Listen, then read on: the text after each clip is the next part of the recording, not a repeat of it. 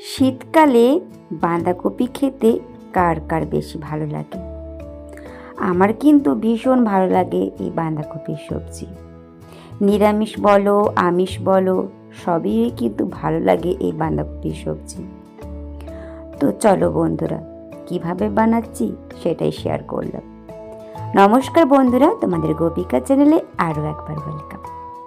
শীতকালে তো নানা রকম সবজি পাওয়া যায়, শীতকালের সবজির কোনো অভাব হয় না, শুধু রান্না করতে পারলেই হচ্ছে। তো সেজন্য একটা বাঁধাকপি নিয়েছি আর নিয়েছি কিছুটা মটরশুঁটি। এরকম কালারফুল সবজি দেখতে তো আমাদের সবারই ভীষণ ভালো লাগে।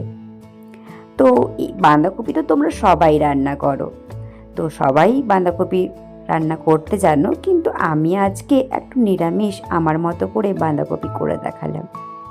বাঁধাকপিটাকে ভালো করে ঝুরি করে কেটে জল ঝরিয়ে একটা ঝুড়ির মধ্যে রেখে দিয়েছি। আর রান্নাটা করব সর্ষের তেল দিয়ে, তার জন্য কড়াইয়ে সর্ষের তেল দিয়েছি আর দুটো এলাচ, একটা লবঙ্গ, একটা তেজপাতা একটু থেতো করে নিয়ে তেলের মধ্যে দিয়েছি। যখন সুন্দর গন্ধ বেরিয়ে এসেছে সে সময় দিয়েছি পাঁচফোড়ন। আজকে কিন্তু রান্নাটা আমি গোটা জিরে দিয়ে করব না, করব পাঁচফোড়ন। পাঁচফোড়নটা দিয়েও ভালো করে নাড়াচাড়া করে নিলাম। পাঁচফোড়নের গন্ধটা কিন্তু ভীষণ ভালো লাগে আমার। আর আমি আলুটাকে ছাড়িয়ে ডুমো ডুমো করে কেটে রেখেছিলাম, সেই আলুটাকে আমি দিয়ে দিলাম তেলের মধ্যে দিয়ে একটু ভাজা ভাজা করে নেব। এরপর থেতো করা আদা আর কাঁচা লঙ্কা বাটা, যেহেতু নিরামিষ করছি সেজন্য আদা আর কাঁচা লঙ্কা বাটা আমি পেস্ট না দিয়ে একটু থেতো করে দিয়েছিলাম। থেতো করে দেবার পর গন্ধটা কিন্তু ভীষণই ভালো লাগে। এরপর আলুর মধ্যে সমস্ত কিছু দিয়ে ভালো করে আবারও নেড়ে চেড়ে নেব, যাতে আদার একটা কাঁচা গন্ধ সেটা যেন চলে যায়। তো এভাবে করে আমি ভালো করে আলু, আদা, কাঁচা লঙ্কা ভালো করে নেড়ে চেড়ে নিলাম। এরপর মিশিয়ে দেব আমি মটরশুঁটি আর একটা ছোট্ট টুকরো গাজরকে এভাবে কেটে কেটে দিয়েছিলাম, যাতে খেতে আরও বেশি ভালো লাগে। আর যেহেতু শীতকালে অনেক সবজি পাওয়া যায়, তো সেজন্য একটু গাজরও অ্যাড করে দিলাম। গাজরটা কিন্তু সম্পূর্ণ অপশনাল, তোমরা চাইলে কিন্তু না দিতেও পারো। এরপর মিশিয়ে দিলাম হাফ চামচের মতো হলুদের গুঁড়ো, হাফ চামচের মতো কাশ্মীরি লঙ্কার গুঁড়ো, আর দিচ্ছি হাফ চামচের মতো জিরে গুঁড়ো। আর আমি এখানে ঝালের জন্য কাঁচা লঙ্কাই শুধু দিয়েছি। এরপর মিশিয়ে দিলাম স্বাদ অনুযায়ী লবণ। এরপর সমস্ত কিছু দিয়ে ভালো করে নাড়াচাড়া করে নেব। বাঁধাকপির সবজি কিন্তু গরম গরম ভাত বলো, রুটি বলো, পরোটা বলো, সবের সাথে খেতেই ভালো লাগে। আমার কিন্তু শীতকালে সবজির মধ্যে একটা প্রিয় সবজি হচ্ছে এই বাঁধাকপি। তো এরপর ভাজা ভাজা হয়ে যাবার পর মিশিয়ে দিচ্ছি কেটে রাখা টমেটো দিয়েও ভালো করে আরেকবার নাড়াচাড়া করে নিলাম। আমার কিন্তু বাঁধাকপির সাথে গরম গরম মুসুরির ডাল আর গরম গরম ভাত হলে আর কিচ্ছু লাগে না, আমার কিন্তু ভীষণ ভালো লাগে। এভাবে করে আলুটা আমার ভাজা ভাজা হয়ে গেছে। এরপর মিশিয়ে দিলাম বাঁধাকপি। একদম বাঁধাকপিটাকে পাতলা পাতলা করে কেটে মিশিয়ে দিলাম আলুর মধ্যে। এরপর আলুর সাথে ভালো করে বাঁধাকপিটাকে মিশিয়ে নেড়ে চেড়ে নেব। এর মধ্যে কিন্তু এক্সট্রা আর জল মেশাচ্ছি না, আমি গ্যাসের আঁচটা এরপর একটু নেড়ে চেড়ে নিয়ে লোতে করে দেবো। লো আছে বাঁধাকপিটাকে রান্না করব। আর শীতকালের বাঁধাকপি বেশি নাড়াচাড়া করতে হয় না, এরকমই সেদ্ধ হয়ে যায়, তাই বেশি জল মেশাবো না। বাঁধাকপির থেকে তো এরকমই জল বের হবে, আর না জল বেশি মেশালেও হবে। আর আমি যেহেতু লো আঁচে করছি, এই লো আঁচে আস্তে আস্তে ধীমে ধীমে হতে থাকবে, আর মাঝে মাঝে একবার করে নাড়াচাড়া করতে থাকবো। দেখছোই কতটা জল বেরিয়ে এসছে, এই জলে কিন্তু বাঁধাকপিটা সেদ্ধ হয়ে যাবে। অসময়ের বাঁধাকপি হলে কিন্তু আমাদেরকে আগের থেকে সেদ্ধ করে জলটা ফেলে দেওয়াই কিন্তু একদমই ভালো। আর এভাবে করে সেদ্ধ করে নিলাম। বাঁধাকপিটা দেখছোই অনেকটা সেদ্ধ হয়ে গেছে, আর আলুগুলোও কিন্তু সেদ্ধ হয়ে এসছে। এরপর এটাকে আরও হতে দেব, কারণ যেহেতু জল আছে। তো এভাবে করে বাঁধাকপিটা হতে দিলাম। বাঁধাকপিটা কিন্তু সেদ্ধ হয়ে গেছে, রঙটায় দেখতেই পাচ্ছ অনেকটা বদলে গেছে। তো এভাবে করেই নাড়াচাড়া করছি, একবার করে ঢাকা দিচ্ছি আর একবার করে নাড়াচাড়া করছি। বাঁধাকপিটা করেছি কিন্তু একদম লো আছে।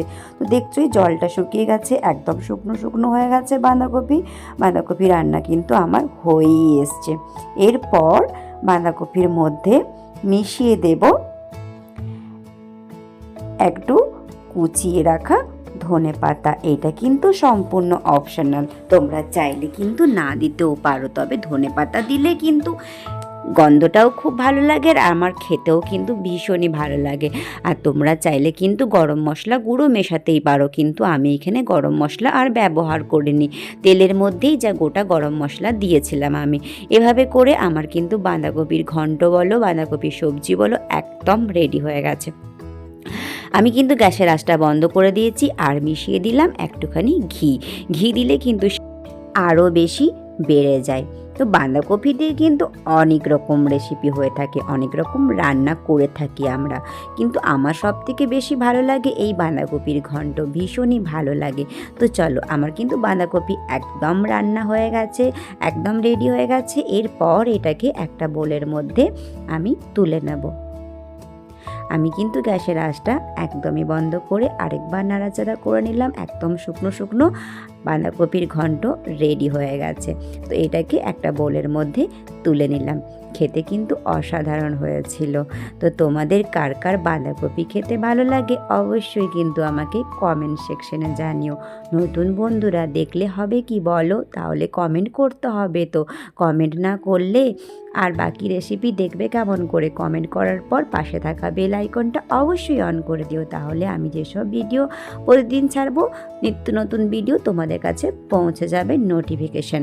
আর সবাই কিন্তু স্কিপ না করে পুরো ভিডিওটা দেখতে থাকো। আর কার কার বাঁধাকপি খেতে ভালো লাগে অবশ্যই কিন্তু কমেন্ট সেকশনে জানাতে ভুলো না। গরম গরম ভাতে গরম গরম বাঁধাকপি হলে ব্যাস জমে যাবে।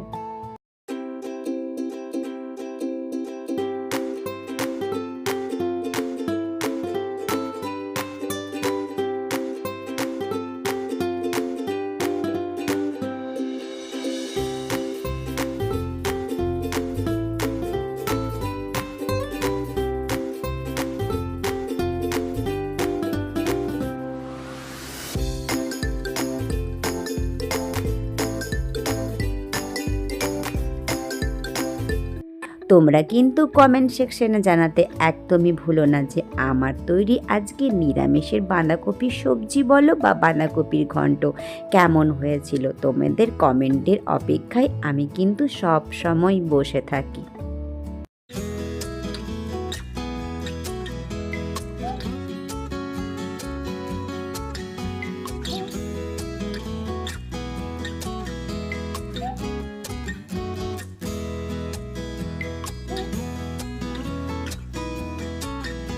আমার সাথে এতক্ষণ ধরে ধৈর্য সহকারে থাকার জন্য তোমাদের সবাইকে অসংখ্য ধন্যবাদ। আবারও দেখা হবে নতুন একটা রেসিপির সাথে, ততক্ষণের জন্য বিদায়।